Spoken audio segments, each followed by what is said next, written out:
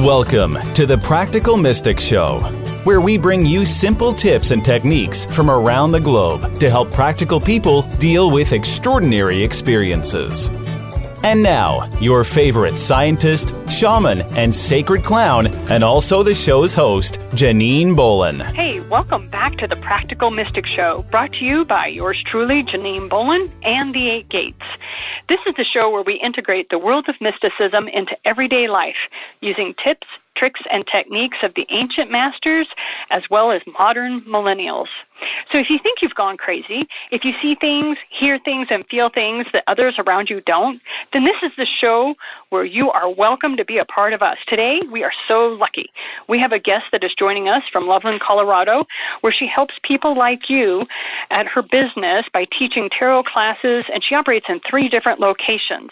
But before we get to Elissa Borleske and all the stuff she has to offer, first we're going to have a word from our sponsor. Learn how to live your future now through purposeful change with the 8 Gates. This world guarantees changes will happen in your life, and the 8 Gates guides you through these changes safely. It's done with clarity and direction through customized programs involving face-to-face meetings, online classes, book tutorials, meditation techniques, spiritual awakening, and a vast referral network of shamans, psychics, healers, and spiritualists to fit your individual needs. This process of transformation is available to you today. Book a free 30-minute phone consultation at the8gates.com. I'm so excited today about the guest that we have. Her name is Elissa Borleske, and she comes to us from Loveland, Colorado. She is an exceptional psychic or intuitive tarot card reader. I have had the good pleasure of being able to sit beside her while we were working at a psychic fair, and I have been able to participate in some of her readings, and it's been a delight to not only get to know her better, but to also have her on the show today. So welcome to the show, Elissa. Hey, Janine. Yes, as you can hear, I am from the East Coast. There you go. When I first met you, I really enjoyed being able to call you Brooklyn because you were from New York and you were always talking about your accent. And, yeah, it was one of my fond memories of first meeting you. Okay, thank you very much. It stands out here in Loveland, Colorado. Just a little. Well, I would just love for you to share with the listeners, how did you get interested in mysticism, or how did you develop your own spirituality? What was some of the things that helped you? Well, first I'd like to say thank you for this opportunity to share my gifts, and as we all know, everybody has these gifts. I've always had abilities when I was younger, and as a child, I would get déjà vu. I was from Brooklyn, and I would be singing songs in French. So I knew something was a little different. And as life took over, I kind of put that aside. As my children got older, and I thought I'd really like to pursue investigating the study of this a little more. And I said, well, I really hope something opens up in northern Colorado. And guess what? It did. And I really had the honor of taking many psychic development classes, mediumship classes, tarot development classes, Reiki master. Yes, I am a Reiki master. So everything just kind of snowballed. And people said, well, you'll be doing this, you'll be teaching this. And I said, oh, pshaw. But this is what I'm doing now. So it's all about, for me, helping people, giving hope and messages to people that need it, and connection for people who really feel that they don't have that connection, even though they do. So tell me a little bit more about your mediumship classes, because mediumship used to be very specific and used to mean discussions with the dead or being able to communicate with those that have crossed over. Do you have a different definition, or do you have a more expansive definition? So what does mediumship for you mean? Well, again, through my studies, mediumship is, you are correct, speaking with people who have crossed over and getting information for their loved ones, or information they want to impart to them, or tell me a little bit about what was going on with them. Energy is energy is energy. So when it comes to mediumship and you're talking about, well, energy is energy, kind of define that for us a little bit more. Sure, because whether you're alive, whether you're a tree, whether you've crossed over, energy can never be created or destroyed. So that energy is still existing, and we can always tap into that. And even though people might think this is an extraordinary gift, I do believe we all possess it. We just have to be focused and, educate ourselves how to get there. Well, speaking about educating yourself, you talked about how you had to go through a lot of classes. So how long did it take you with the classes you took and with your particular emphasis, how long did it take you to kind of mature your gifts to a level where you felt confident to share them with people outside family and friends? I've been studying the disciplines that I mentioned before. I also studied astrology, not in depth as in some of the other disciplines. I would say for about 6-7 years with different teachers, and the objective was never to be doing this on my own. It was just always so interesting and developing my own gifts. And then I had a mentor who told me, you need to be out there doing this. And I was like, what? And everybody has their different perspectives and viewpoints, and we have to honor that. But, I take this very seriously. I'm very respectful of how I do my work. I always like to try and work with higher vibration energies and archangels and things like that. So one of my mentors, I said, you need to be out there. You need to get in office. And I was like, yeah, sure. Like most people would do. And I don't know if you would like me to let your listeners know, but I was a special education teacher for many years. And I'm still licensed in the state of Colorado. And so that was very preoccupying my time, and things kind of switched there. And now I'm retired from there, and ta-da, here I am. Here I am. So kind of help us out and tell us, what is the area of focus for your gifts? Where do you like to focus most now? Well, first of all, I think we all should be doing, and I need to kind of beef up on it a little bit more, we all should be meditating to get in touch, quiet our monkey mind down, and just get in touch with spirit. And I do psychic work a lot. It depends what the client wants. As you know, when you work fairs, I have a sign that these are all the things that I do. So they kind of pick and choose what they would like, and also depending who comes through. Sometimes the client wants a tarot reading for fun, but, their grandmother is showing up. And so I might say to them, somebody is here. Do you want to speak with them?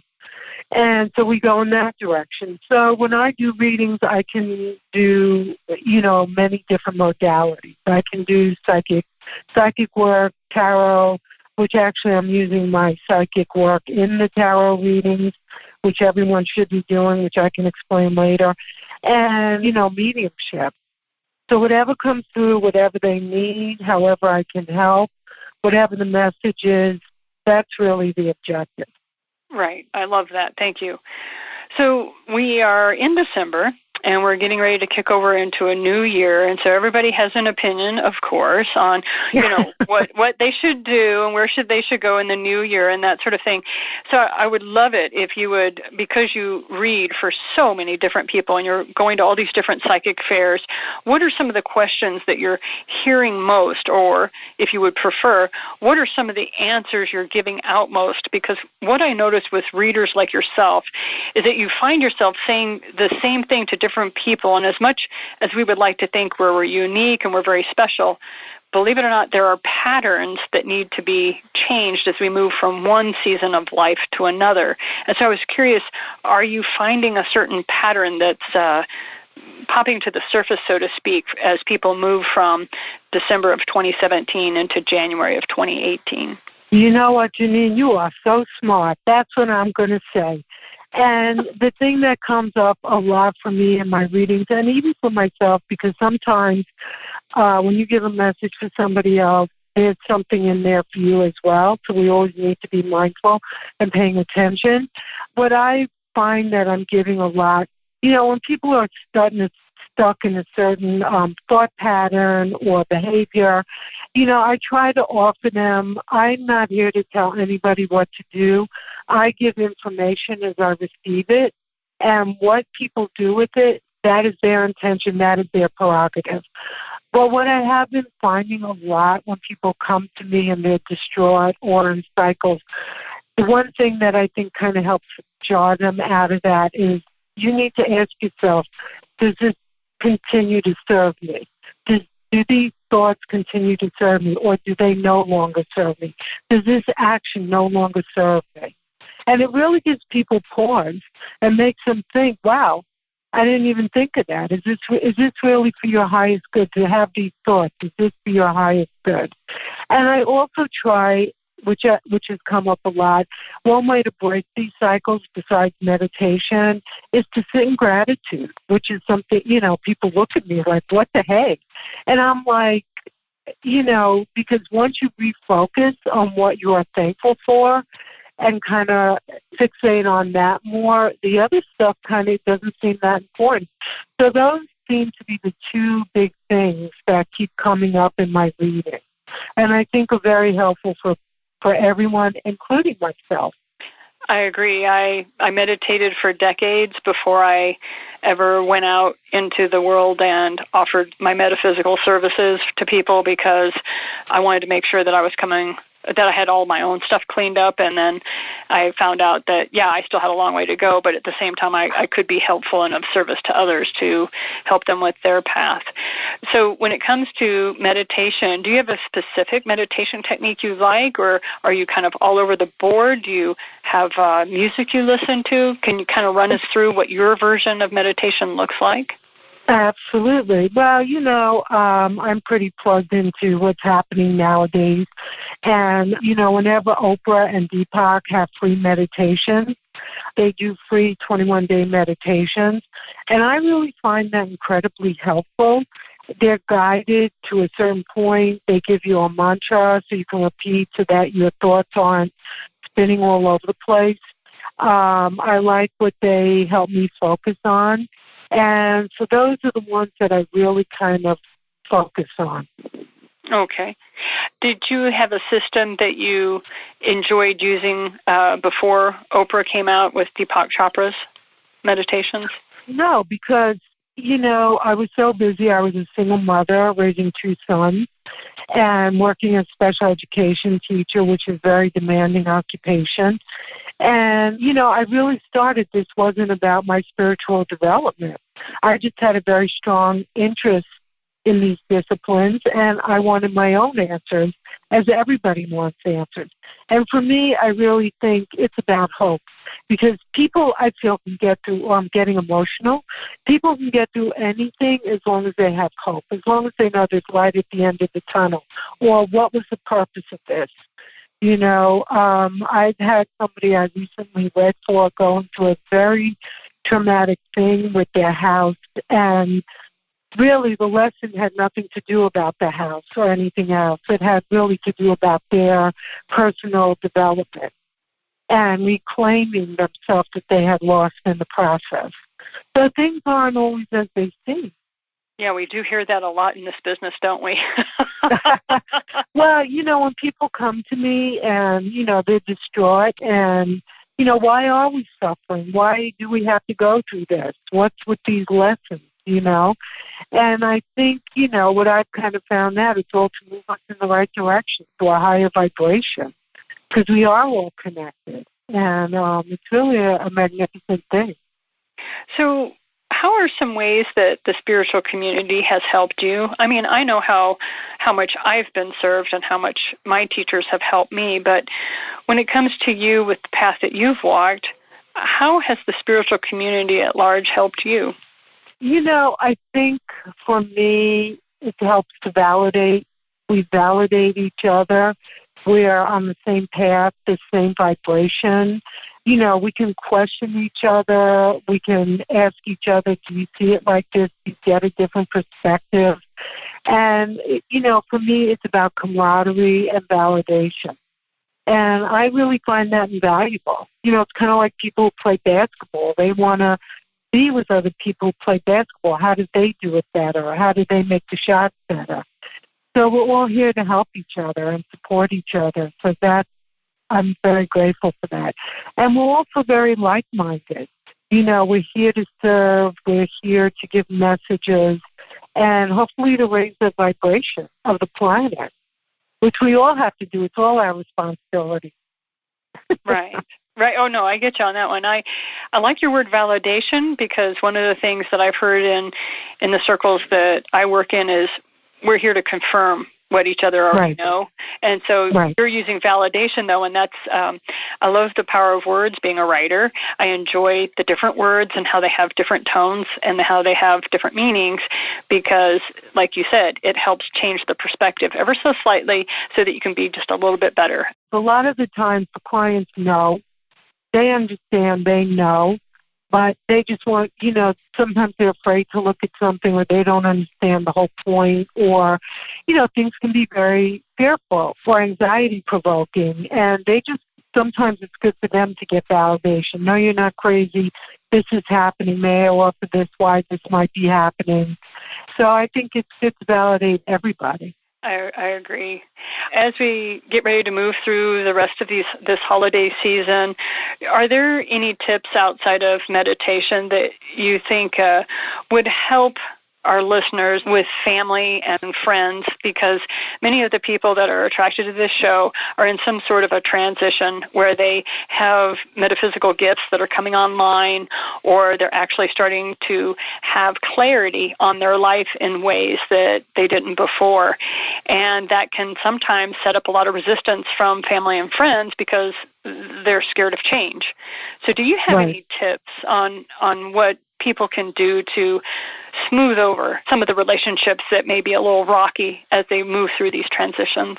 Okay. You mean when people coming out and saying, well, I'm psychic, I'm a medium, things like that? I think, just, you know, as you wake up in your own gifts, sometimes you realize a relationship that you thought looked one way was actually rather emotionally abusive. Oh, absolutely. You get clarity all of a sudden, and so what I was hopeful, because I've seen your work, I was hopeful that you could kind of give some tips on how people can move through those points of clarity and yet at the same time maintain their relationships. Absolutely. You came to the right place. Yeah, I know, right?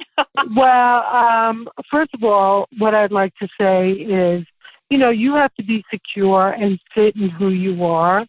And, you know, people have said this for years, you can only be you. And people who accept you and love you, that's your tribe. And people who don't, oh, well. You know, you cannot get upset about people who don't validate or accept you. That's their business. That's their issue for whatever reason.